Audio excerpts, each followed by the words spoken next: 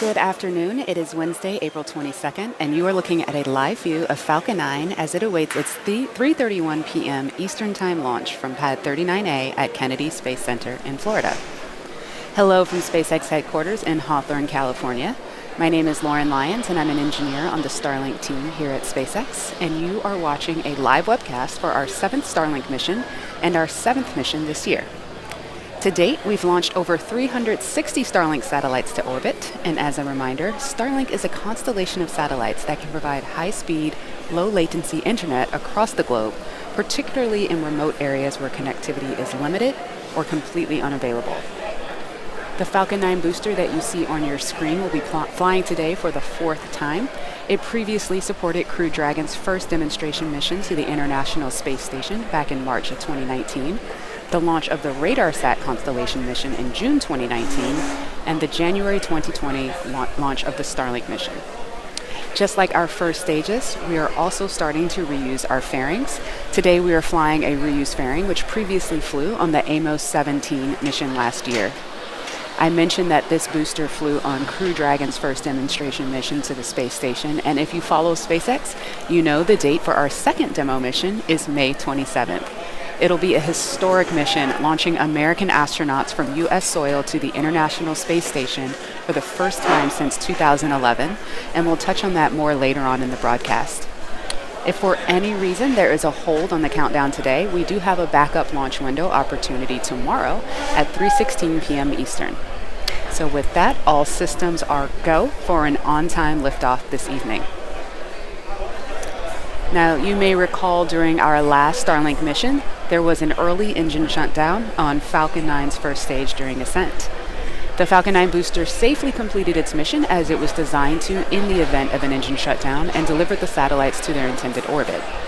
Since then, our engineers determined that the issue stemmed from a small amount of isopropyl alcohol, which is a cleaning fluid, that became trapped inside of a sensor dead leg, or an area where it couldn't flow through, and then it ignited. We did not perform that cleaning process on the rocket supporting today's mission, and all 9 Merlin engines, which were test fired on the pad just last week, are looking healthy ahead of flight. Prior to today's launch, the vehicle was housed in our hangar at Launch Complex 39A until about 24 hours ago, when the rocket, along with the Starlink payload, was rolled out to the pad and raised vertical. The bottom 2/3 of the vehicle that you can see there, that is the first stage. You can actually see the soot markings left over from its last flight. The first stage is what accelerates the vehicle through the Earth's atmosphere to the edge of space with the help of 9 Merlin engines at the base of the rocket. Today we'll be attempting to recover the first stage for the 4th time on our drone ship, Of Course I Still Love You, which you can see there. And it's currently stationed about 350 nautical miles northeast off the Cape. Above the first stage is the second stage, which has a single Merlin vacuum or MVAC engine, which ignites after the first stage separates. The second stage is what will carry the Starlink satellites into an elliptical orbit above the Earth's surface. From there, they'll use their propulsion systems to move up to their operational altitude of 550 kilometers. Falcon 9 began loading propellants at T-minus 35 minutes. And as a reminder, we use a rocket-grade kerosene, or RP1, as our fuel, and super chilled liquid oxygen, or LOX, as our oxidizer to power the Falcon 9. Currently, RP1 and LOX are nearly fully loaded on both stages, and LOX will continue to be topped off right up until the last minute of the countdown. The stack of 60 Starlink satellites is safely enclosed inside of the 17-foot diameter payload fairing, which you can see there, that pointed cone at the very top of the rocket. This protects the satellites from aerothermal heating, aerodynamic loads, and contamination during ascent. Once we reach the vacuum of space, we will jettison the fairing as the second stage continues on its journey to orbit. We won't be attempting to catch the fairing halves in our nets today, as our boat and fairing software are undergoing upgrades, but weather permitting, we will try to recover them from the water using our recovery ships Miss Tree and Miss Chief. And there's a live view from one of those ships. So as you can see, the water is looking a little rough, so stay tuned. Now, if you've been tracking the lead up to today's launch, you know that the weather has been a watch item for the last several days, with tornado warnings moving through the area. Our rocket and payload, however, were in the hangar as the storm passed, so we didn't see any adverse impacts as a result of that weather. And today, it's looking like a beautiful day for a launch. So with that, the vehicles, satellites, weather, and range are all looking good for an on-time liftoff just a few minutes from now.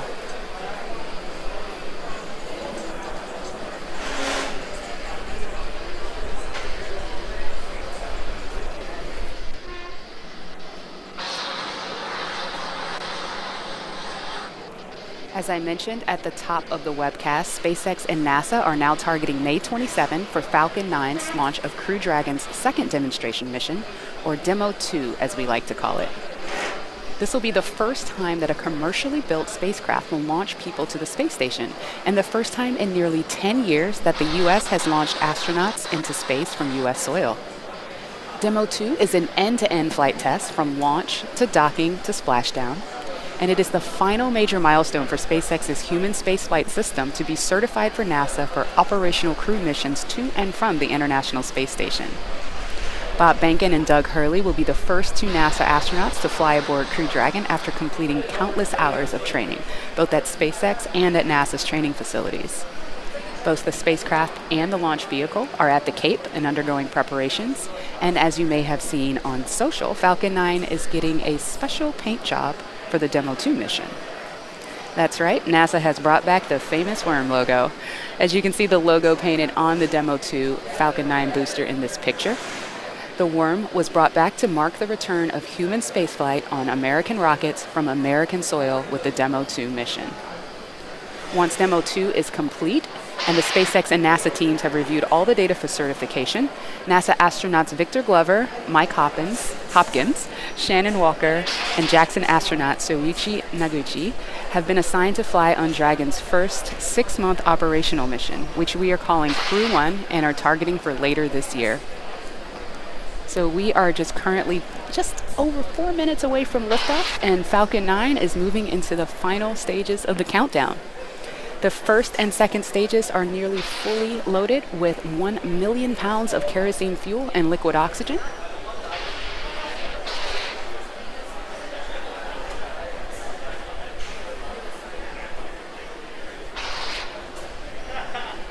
It's a clear, beautiful, gorgeous day out there.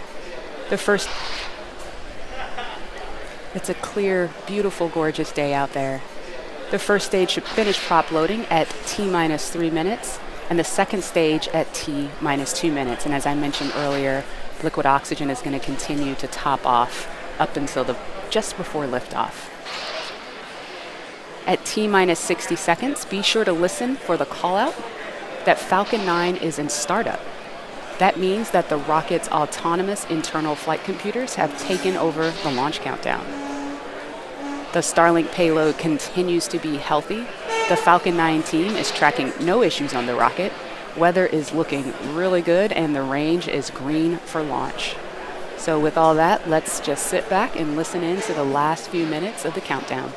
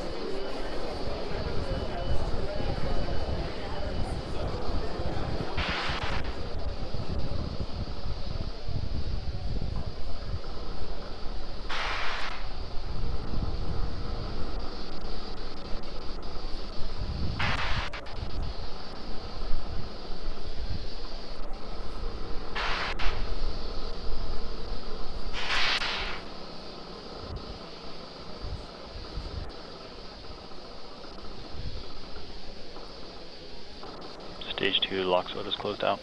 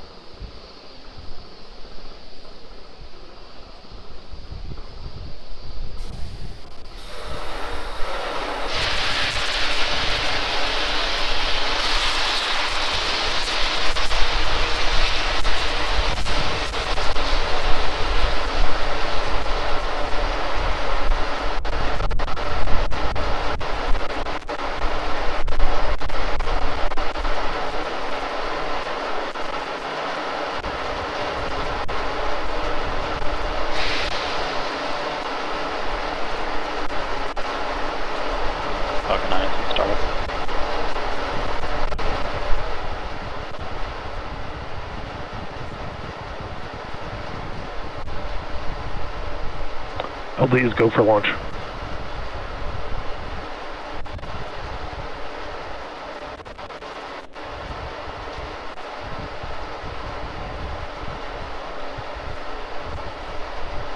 T-minus 30 seconds.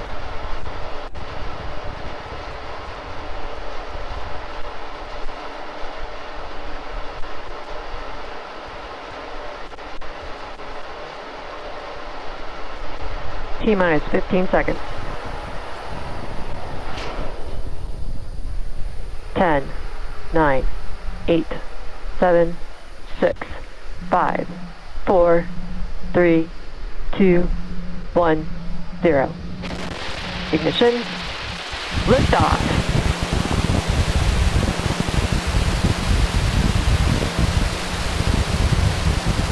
Falcon 9 pitching down range. Stage 1 propulsion is nominal.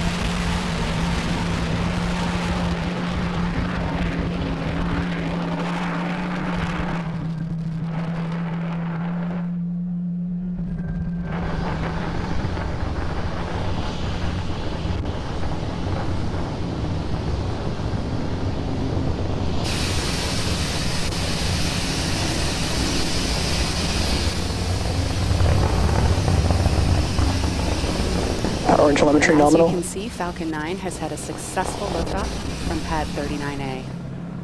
Moments ago, we throttled the engines down and we'll throttle back up just in a second for preparation for Max Q. Max Q stands for maximum aerodynamic pressure, which are the highest stresses that the vehicle will see during ascent.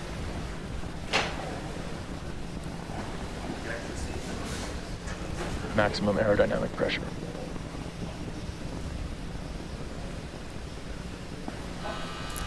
Now coming up in about a minute, we will have 3 events happening back to back. First is main engine cutoff, or MECO. This is where all 9 M1D engines will shut off to slow the vehicle down in preparation for the second event, which is stage separation.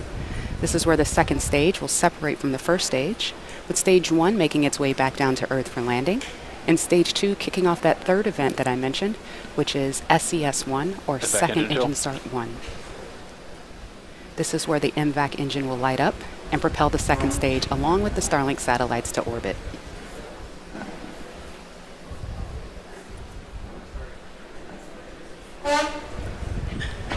Expecting MECO to occur in about 30 seconds.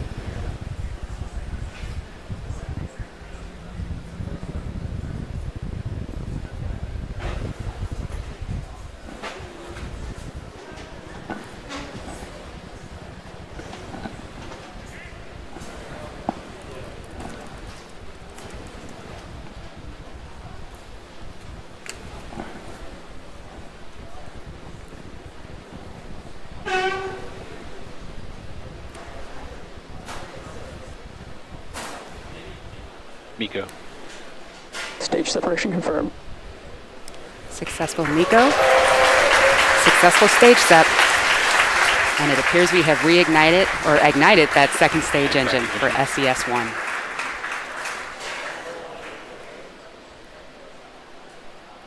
Now we're just a few seconds from fairing deploy. Again, this fairing has flown before on a previous mission.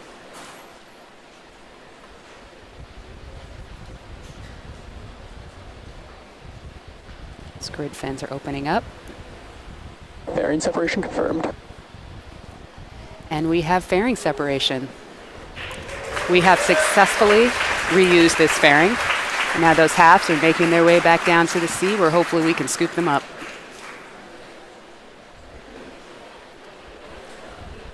So on the left side of your screen, you have stage 1, which is making its way down to the drone ship. And on the right, you have stage 2, that MVAC engine burning with 250,000 pounds of thrust. The grid fins appear to be fully deployed at this point. Now, while stage 2 continues on with the primary mission, stage 1's got its own plans. It's going to execute 2 burns prior to landing. The first is the entry burn. That's where we will reignite 3 of the M1D engines, which will help slow the stage down as it re-enters the upper part of the Earth's atmosphere. Shortly thereafter, we'll have a second burn, which we call the landing burn. This is a single engine burn that brings the vehicle's velocity down rapidly in order to land safely on the drone ship.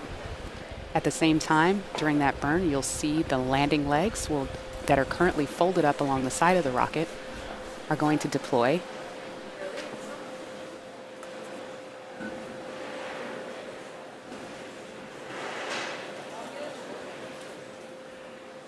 MVAC is looking good right now. It looks a little overexposed on that image there, but we can still see the plume coming out, and we're still hearing good data.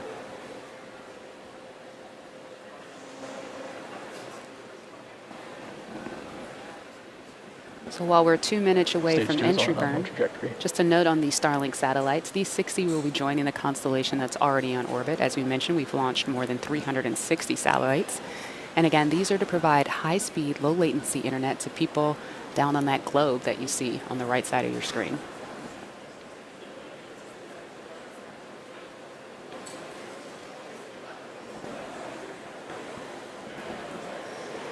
The MVAC engine on stage 2 is at full power and on a nominal trajectory.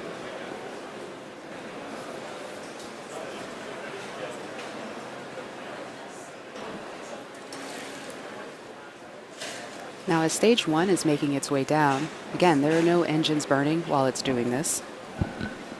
It's basically coasting using the grid fins to steer, and you can see those white puffs occasionally.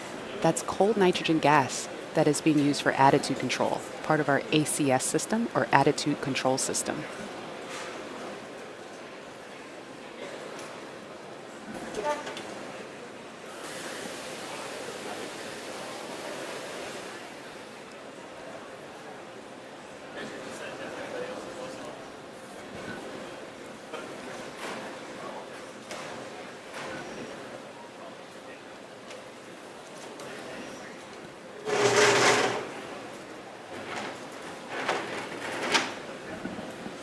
That entry burn should be coming up here in about 15 seconds. Meanwhile, stage 2 continues on as planned.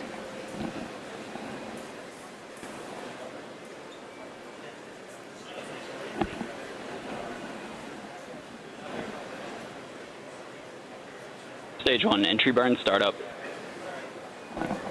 Stage 1 FTS is safe. This burn goes for about 20 seconds.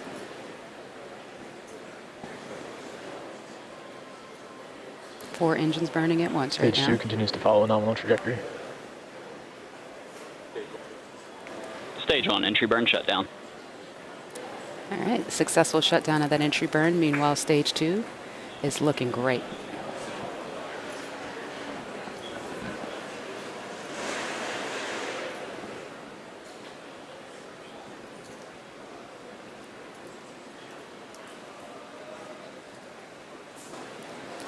All right, full screen shine here.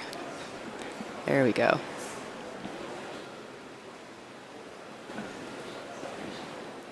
Now this burn on stage 2 is going to continue up until you hear the call out of SECO 1, or second engine cutoff 1. You're going to hear that pretty quickly after landing. Stage 1 entry transonic.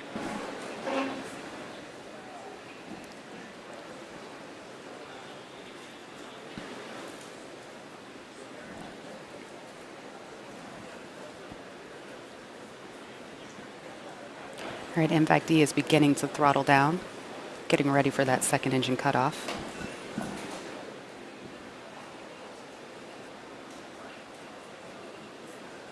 Stage 1 landing burn startup. Entering terminal guidance. All right, that landing burn has started. Let's see if we can see the plume in the view from the drone ship.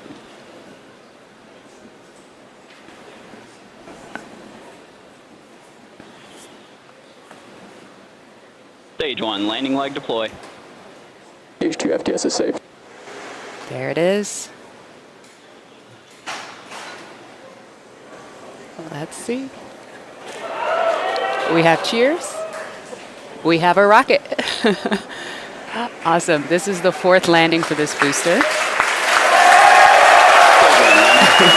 And as you can hear, everybody here is super stoked to see it there. It's great. Gorgeous day. Gorgeous rocket. All right. And we have second engine cutoff on stage 2. And we are in a good orbit as well. Nominal orbital insertion. All right, so now stage 2 is going to coast in this orbit for a few minutes. And during this time, the stage will actually start to spin around its central axis, which gives the Starlink satellites the momentum that they need in order to space themselves out over time after they deploy. We're going to take a quick break and come back here at T plus 14 minutes.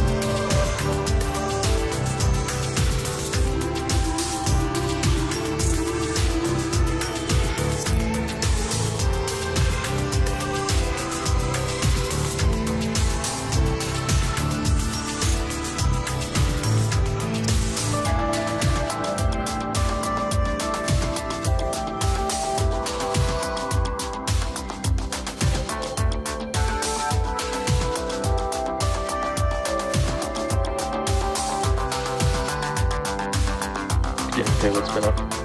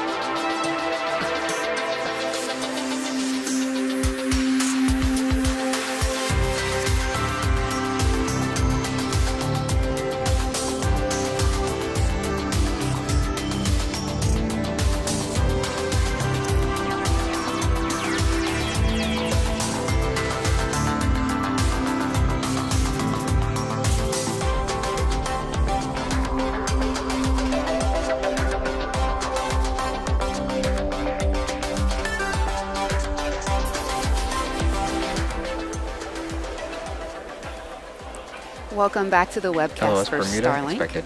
So far, we have had a successful mission thus far. We've had it at stage 1, ascent and landing, and stage 2 got the Starlink satellites into a good orbit and is now coasting and getting ready for deployment of those Starlink satellites. So we're going to listen in for the call out. It should come in about 30 seconds or so. We won't be able to see that right at that moment. We'll cut to the shot of the satellites deploying a little bit later, but in about 20 seconds we should hear the call out.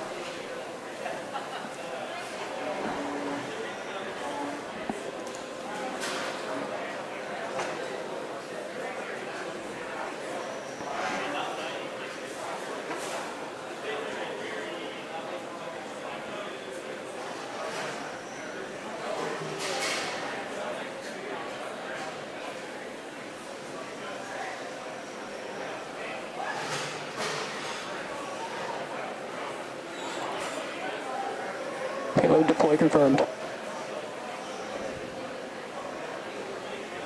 Okay, we just heard the call out for payload deploy.